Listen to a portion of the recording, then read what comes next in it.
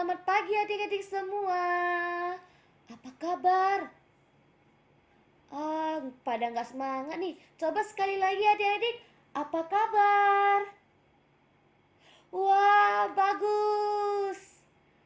Cici harap semua juga baik-baik saja. Oke, nah jadi adik-adik, pada kesempatan kali ini Cici akan menceritakan sebuah kisah yang sangat menarik. Namun, sebelumnya Cici akan perkenalkan diri Cici terlebih dahulu. Nah, jadi nama Cici adalah Cici Karina. Oh iya, Cici lupa. Seharusnya sebelum kita memulai segala aktivitas, kalau kita berjumpa, harusnya ngucapin apa sih adik-adik? Cici lupa nih. Aduh, apa? Adik-adik bisa bantu Cici nggak? Apa? Cici nggak dengar. Sekali lagi. Ya, nama budaya juga adik-adik. Nah, jadi hari ini Cici Karina akan menceritakan sebuah kisah Jataka yang berjudul Wanarinda Jataka. Adik-adik pada penasaran kan? Ayo, let's go! Oh iya, sebelum ke ceritanya, Cici akan perkenalkan terlebih dahulu tokoh-tokoh dalam cerita ini. Baik, yang pertama yaitu sang kera. Nah, sang kera ini bernama Momo. Kemudian ada terang. Ya, buaya. Namanya Kroko. Dan ada satu lagi nih adik-adik. Tadang! Ya, ini temannya buaya. Namanya Krodi. Nah, Cici sudah perkenalkan teman-teman Cici dalam cerita Jataka ini. Mari kita menuju ceritanya. Jadi, pada suatu ketika di sebuah desa yang sangat asri, hiduplah seekor kera yang bernama Momo. Nah, dia suka tinggal di tepi sungai. Setiap hari, Momo akan mencari makan di seberang sungai tersebut. Dia biasanya pergi ke seberang sana dengan meloncati batu-batu yang ada di tengah sungai. Tuing, tuing, tuing. Lalu setelah meloncat ke beberapa batu, sampailah dia ke seberang sungai. Kemudian setelah dia puas mencari makan dan bermain di seberang sungai sana, pada sore hari dia akan kembali ke tempatnya, ke seberang sungai yang sebelumnya dengan cara yang sama. Yaitu dengan cara apa adik-adik? Ya, benar sekali. Dengan melompati batu-batu yang ada di tengah sungai. Tuing, tuing, tuing. Nah, ternyata di sungai tersebut hidup juga sepasang buaya. Nah, yang tadi Cici kenalin, Kroko dan Krodi. Nah, ternyata Krodi sedang mengandung. Berarti di dalam perut Krodi ada buaya-buaya kecil yang akan menjadi anak Krodi dan anaknya Kroko. Nah, ternyata pada saat itu Krodi sangat ingin sekali memakan jantung kera. Cici takut. Bagaimana dengan adik-adik? Bagaimana kalau ketika adik-adik sedang bermain di sungai? Tiba-tiba ada buaya yang mau memakan adik-adik. Aduh, memikirkannya saja Cici sudah takut. Oke, kita kembali ke cerita. Nah, maka dari itu Krodi sering meminta kepada Kroko. Dia mengatakan, Kroko, Kroko, aku pengen makan itu. Kroko lalu menanyakan kembali, makan apa sih, Krodi? Aku mau makan itu, Kroko. Jantungnya kera. Ini bawaan baby nih. Dia mau makan itu.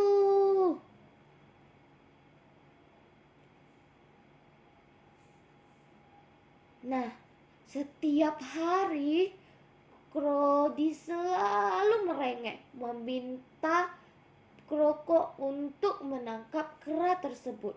Karena dia sudah sangat menginginkan kera tersebut.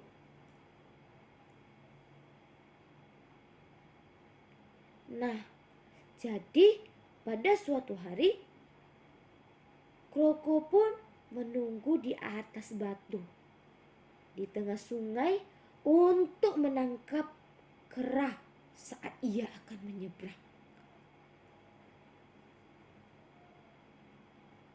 Nah, tibalah hari tersebut. Saat akan pulang, kera merasa heran karena ia melihat batu itu lebih tinggi dari biasanya. Kera lalu merasa curiga.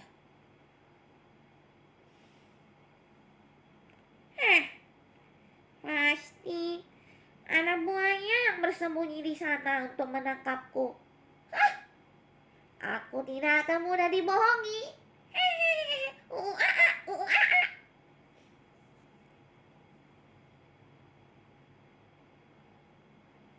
Nah, lantas kera mempunyai cara untuk mengetahui kebenaran tersebut. Dia berseru seolah-olah sedang menyapa sang batu. Halo batu. Hai. Ia berseru berkali-kali sampai berteriak. Namun batu tidak menjawab. Kemudian sang kera berseru kembali. Batu temanku, mengapa kau tidak menjawab panggilanku hari ini? Aku sedih galau. Kamu sudah tidak peduli denganku, batu.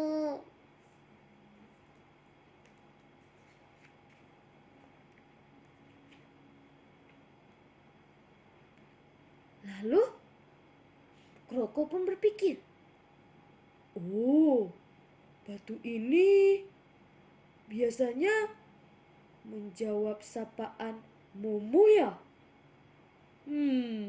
Kalau begitu aku harus menjawabnya. Kemudian Kroko pun menjawab, ya Kro, ada apa? Ada apa Momo? Saya buaya. Untuk apa engkau duduk di atas batu itu? Tentu saja untuk menangkapmu. Nah, karena Momo merasa tidak ada jalan kembali yang lain, Momo bermaksud mengecoh Kroko. Maka Momo pun berkata, baiklah, saya akan menyerahkan diriku padamu. Cepat Kroko, buka mulutmu. Aku akan loncat. Dan Tanpa curiga, Kroko sang buaya pun membuka mulutnya lebar-lebar. Ah! Dan pada saat itu pula matanya terpejam. Momo yang sangat cerdik segera melompat ke atas kepala buaya dan secepat kilat melarikan diri mencapai pinggir sungai. Nah, berkat kewaspadaan dan kecerdikan Momo si kera, maka ia selamat sampai ke seberang sungai dan kembali ke tempat tinggalnya. Lantas, Kroko dan Krodi kembali ke tempat tinggalnya juga dengan sedih. Nah, selesai ceritanya. Nah, dari cerita kali ini adik-adik dapat belajar tentang apa? Ya, adik-adik dapat mengambil moral atau pesan dari cerita ini, yaitu adik-adik harus penuh waspada dalam melakukan segala sesuatu, harus penuh konsentrasi dan juga selalu memikirkan apa yang akan adik-adik lakukan. Harus dipikirkan terlebih dahulu, jangan langsung dilakukan.